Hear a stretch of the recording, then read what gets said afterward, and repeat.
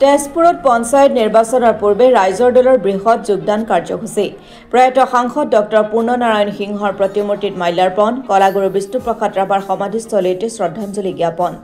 সমাগত পঞ্চায়ত নিৰ্বাচনৰ পূৰ্বে তেজপুৰৰ মাজগাঁওস্থিত হলিবিলিত শনিবাৰে ৰাইজৰ দলৰ বৃহৎ যোগদান কাৰ্যসূচী আয়োজিত কৰে কাৰ্যসূচী মৰ্মে প্ৰথমে ৰাইজৰ দলৰ ৰাজ্যিক সভাপতি তথা শিৱসাগৰ বিধানসভা সমষ্টিৰ বিধায়ক অখিল গগৈক কলিয়া ভুমুৰা দলঙৰ পৰাই তেজপুৰলৈ উষ্ম আদৰণি জনায় সদস্যসকলে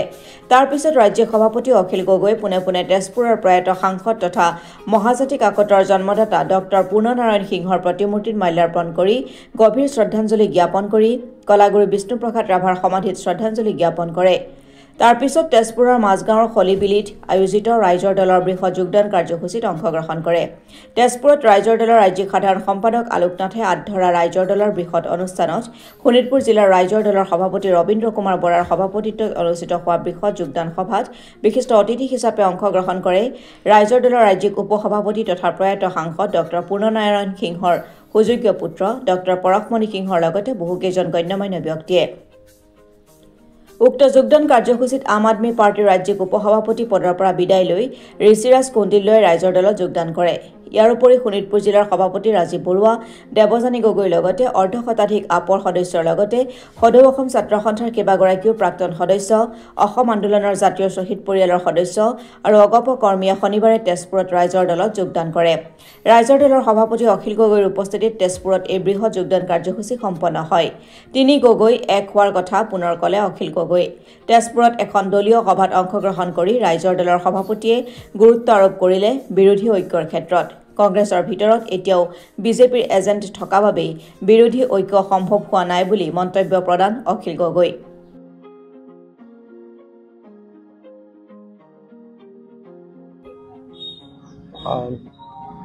আধুনিক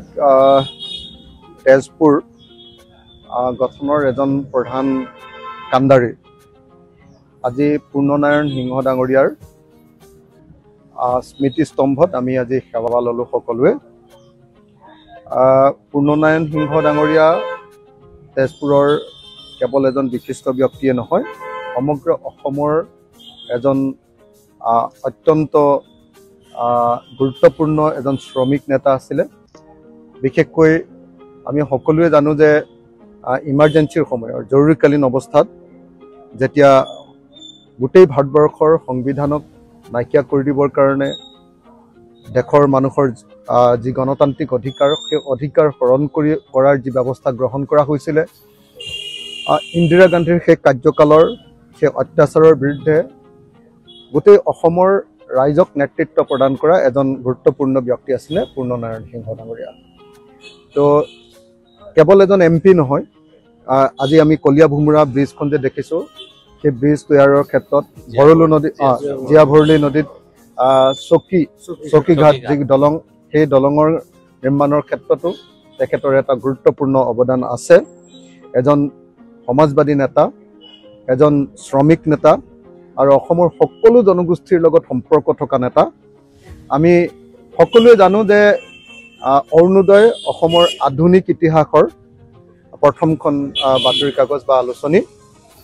কিন্তু উত্তৰ অসমৰ আধুনিক প্ৰথমখন যিখন বাতৰি কাগজ মহাজাতি তেতিয়াৰ সাপ্তাহিক কাকত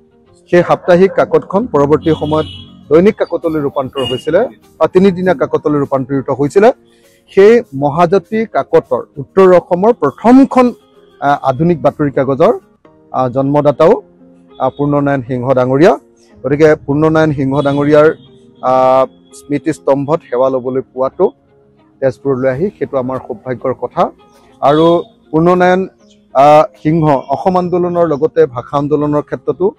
পূৰ্ণনাৰায়ণ সিংহ ডাঙৰীয়াৰ গুৰুত্বপূৰ্ণ ভূমিকা আছে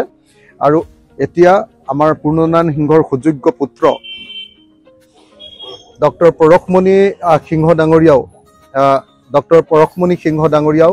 আমাৰ এতিয়া ৰাইজৰ দলৰ এজন গুৰুত্বপূৰ্ণ নেতা তেখেতে ইতিমধ্যে আমাৰ উপসভাপতি হিচাপে দায়িত্বভাৰ গ্ৰহণ কৰিছে গতিকে ডক্টৰ পৰশমণি সিংহৰ উদ্যোগত আজি আমি ইয়ালৈ আহি আটাইবিলাকে একেলগতে পূৰ্ণনাৰায়ণ সিংহ ডাঙৰীয়াক স্মৰণ কৰিবলৈ পোৱাটো আমাৰ কাৰণে গুৰুত্বপূৰ্ণ খবৰ আৰু মই সেইকাৰণে অসমবাসী ৰাইজক আমাৰ এই সুযোগ্য সমাজবাদী নেতা ট্ৰেড ইউনিয়নিষ্ট সকলো জনগোষ্ঠীৰ লগত সম্পৰ্ক থকা জৰুৰীকালীন অৱস্থাৰ বিৰুদ্ধে যুঁজ কৰি ভাৰতৰ গণতন্ত্ৰক সুৰক্ষিত কৰা অসম আন্দোলন ভাষা আন্দোলন প্ৰত্যেকটোৰে লগত জড়িত দলঙৰ নিৰ্মাণৰ লগত কলীয়া ভোমৰা দলং জিয়া ভৰলী দলং সকলো দলঙৰ লগত এই উত্তৰ অসমৰ জড়িত প্ৰধান ব্যক্তি পূৰ্ণনাৰায়ণ সিংহ ডাঙৰীয়াক আমি সকলোৱে মনত ৰাখোঁ আহক আৰু তেখেতৰ আদৰ্শৰে আগুৱাই যাবলৈ চেষ্টা কৰোঁ আহক। উজনি অসমত তিনি গগৈ একলগ হয় অসমৰ ৰাজনীতিত এটা মেজিক সৃষ্টি কৰে মিৰাকল বুলি যাক অসমৰ ৰাজনীতিত অকল ধুমুহা নহয় অসমৰ ৰাজনীতিত কি বুলি কয়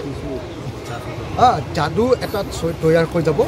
যিটো যাদুৱে সম্পূৰ্ণৰূপে বিজেপিক একদম ধূলি কৰি লৈ যাব আৰু তাৰ কাৰণে প্ৰথম লাগিব আমাৰ বিৰোধী ঐক্যমঞ্চটো ঐক্যবদ্ধ হোৱা কংগ্ৰেছ ৰাইজৰ দল আৰু অসম জাতীয় পৰিষদ যেতিয়াই একলগ হ'ব তেতিয়া গৌৰৱ গগৈ অখিল গগৈ আৰু লুৰিণজ্যোতি গগৈ আমি একলগ হৈ যাম আৰু তিনি গগৈ যেতিয়া লগ হ'ব নহয় অসমীয়া মানুহৰ কনফিডেঞ্চ আহি যাব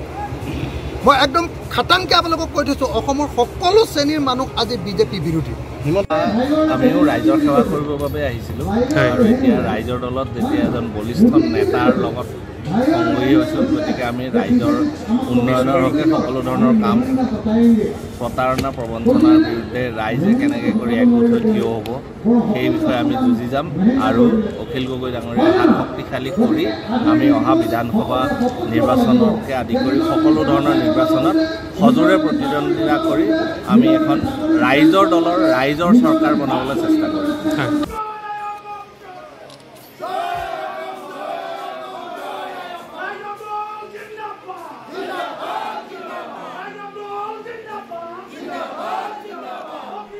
Bureau Report, Assam Today.